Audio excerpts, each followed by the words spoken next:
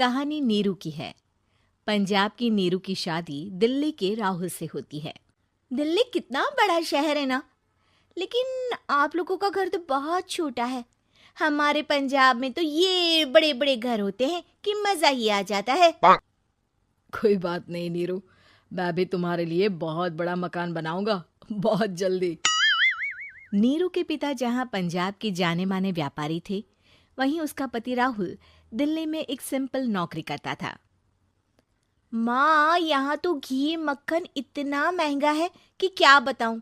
मैं तो तरस ही जाती हूँ घी खाने के लिए। नीरू की माँ को ये सुनकर बहुत दुख होता है। मेरी बेटी को घी नसीब नहीं हो रहा है और ये बहू यहाँ बैठकर घी में शक्कर डाल रही है। देख वनिता, मैं साफ कह रही हूँ, इस घर में जितना घी आएगा उतना ही मेरी बेटी के घर दिल्ली भी जाएगा। अरे ये क्या बात होती है माँ जी? बेटी का उतना ही करो जो अच्छा लगे। अब क्या मायके से घी और मक्खन तक की सप्लाई करोगी आप? हाँ, मेरी बेटी किसी चीज को तरसे मुझसे बर्दाश्त नहीं होता। अब क्या था, नीरू के मायके में 2 किलो घी आता तो 2 किलो दिल्ली जाता नीरू के पास। एक दिन, माँ बड़ी गर्मी पड़ती है दिल्ली में। इस घर में तो एक ही एसी है और वो भी ड्राइंग रूम में। सारा परिवार एक ही कमरे में सोता है। हाँ बेटा, वो तो हर घर की कहानी है। यहाँ भी एक ही एसी है। अरे बिल इतना आता है कि क्या बोलूं।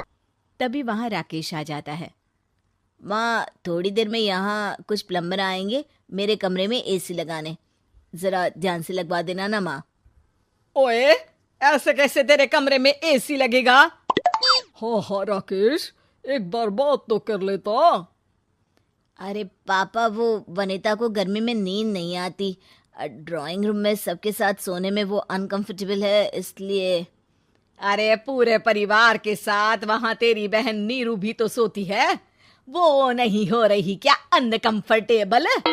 समझ रहा है ना?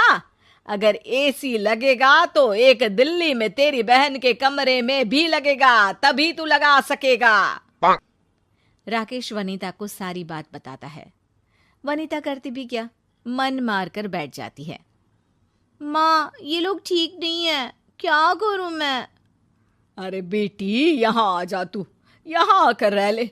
अरे छोड़ दे ऐसे पति को। कैसे छोड़ दूं माँ? समाज क्या कहेगा, लोग क्या कहेंगे? वैसे भी मेरा एक बेटा है मयंक। अरे हटा बेटा, तेरी उम्र ही क्या है, इतनी परेशान रहेगी तो काम कैसे चलेगा। खैर, बात आई गई हो जाती है। माँ को लगता है कि नीरू ठीक है, तो वहीं नीरू के मन में एक ही लाइन चल रही होती है, यहाँ आजा। माँ ने तो बोल ही दिया है कि यहाँ आजा। बस मयंक थोड़ा सा बड़ा हो जाए, इन गरीबों को छोड़कर मैं वापस माँ के पास ही चली जाऊंगी। वो इसी सोच में बाजार में चल रही थी कि मैम, आपका दुपट्टा जमीन को छू रहा है। नीरू जैसे ही उस लड़की की तरफ देखती है, देखती ही रह जाती है। हाय रे, कितना सुंदर लड़का है ये। अब क्या हुआ? मैंने कहा आपका दुपट्टा। तो खुद ही उठाकर दे दो ना। लड़का समझ जाता है कि नीरू उस पर फिदा हो चुकी है। वो उससे उसका नंबर लेकर चला जाता है। अब क्या था, नीरू और रोहित में लगातार बातें होने लगती है। मैं हरियाणा का रहने वाला हूँ, यहाँ एक बड़ी कंपनी का मैनेजर हूँ। अच्छा, और कितने बच्चे हैं तुम्हारे? बच्चे? अरे मेरी तो शादी भी नहीं हुई है। तुम बताओ, शादी करोगी? नीरू शर्मा जाती है। अब लेकिन मैं तो पहले से ही शादीशुदा हूँ। मुझे फर्क नहीं पड़ता, बस तुम शादी कर लो, भाग चलते हैं। बहुत पैसे वाला हूँ मैं, हमेशा खुश रखूंगा तुम्हें। नीरू रोहित से मिलकर सारा प्लान बना लेती है और फिर एक दिन घर से भाग जाती है। दोनों शादी कर लेते हैं। शादी के बाद, क्या बात है नीरू, तुम्हें परेशान सा देखता हूँ, सब ठीक तो है ना? हाँ हाँ, सब ठीक है।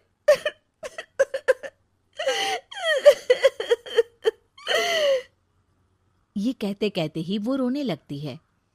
अरे क्या हो गया, रो क्यों रही हो? मैंने तुमसे एक बात छुपाई है। और वही बात अब मुझे परेशान कर रही है। रोहित, मेरा एक बेटा भी है, उसका नाम मयंक है। क्या बात कर रही हो? ये तुमने मुझे पहले क्यों नहीं बताया? देखो नीरू, मेरी माँ को मैंने ये नहीं बताया है कि तुम शादीशुदा हो। बच्चा मैं मैनेज नहीं कर पाऊंगा। नीरू को समझ में नहीं आता कि वो क्या करे। तुम उस बच्चे को अपनी माँ को क्यों नहीं दे देती? नीरू चुपके से माँ को फोन करती है। माँ, क्या मयंक को तुम रख सकती हो? बेटा, मैं राकेश के साथ बात करती हूँ। आखिर घर का बेटा वही है, जो वो बोलेगा। वैसे भी बेटा, तूने जो किया है ना, उसके बाद से पूरा घर तेरी बुराई कर रहा है। मैं भी अब किसी से तेरे लिए लड़ नहीं सकती। राकेश बेटा, नीरू ने तो जो किया बहुत ही बुरा किया, लेकिन मैं सोच रही थी कि क्यों ना मयंक को हम यहाँ ले आए। तभी वनीता बोल पड़ती है। वाह जी, ऐसे कैसे यहाँ ले आए? यहाँ क्या भंडारा भरा है? और जिस बच्चे की माँ ने नहीं सोचा, उसके लिए हम क्यों सोचे? नीरू को एक बार तो अपने बच्चे के बारे में सोचना चाहिए था ना।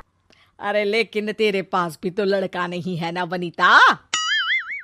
माँ, वनीता ठीक बोल रही है। कल को वो बड़ा होकर इसी घर का हिस्सा मांगेगा तो हम क्या करेंगे? माँ कहती भी तो क्या, वो चुप रह जाती है। वहीं नीरू का पहला पति कहता है। माँ, अगर आज भी वो वापस आ जाए तो मैं उसे माफ कर दूंगा। बेटा, गरीबी चीज ही ऐसी है, क्या करेगा? तू तो अब मयंक का सोच। वो बेचारा तो बिना माँ का हो गया। मयंक के खातिर तू दूसरी शादी कर ले बेटा। लोगों के लाख समझाने के बाद नीरू के पहले पति की शादी रिद्धि से हो जाती है, जिसके पहले पति से 2 बच्चे होते हैं। देखो जी, मैंने शादी सिर्फ बच्चे के खातिर की है। मैंने भी शादी सिर्फ बच्चों के खातिर की है। वहीं नीरू के दूसरे पति के मन में ये बात घर कर जाती है कि नीरू एक मासूम बच्चे को उसके खातिर छोड़ कर आई है।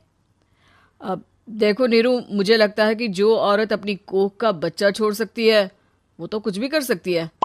कल को तुम्हें मुझसे अच्छा कोई मिल गया तो तुम तो मुझे भी बाय बाय कर दोगी ना। नीरू को अब उसका दूसरा पति ताने देना शुरू कर देता है। तंग आकर नीरू उसके यहाँ से भागकर अपने पहले पति के पास चली जाती है, लेकिन ससुराल में क्या लेने आई है नीरू, मयंक को? नहीं नहीं सासू माँ, मुझसे गलती हो गई, मुझे माफ कर दीजिए। नीरू, अब वक्त खत्म हो गया है, मेरी शादी हो चुकी है। तो छोड़ दो ना उसे, हमारा बच्चा है। मैं आपको अपनी माँ नहीं मानता, मेरी नहीं मान तो बात अच्छी है। नीरू मयंक की बात सुनकर समझ जाती है कि उसके पास अब ना आसमान रहा ना ही जमीन।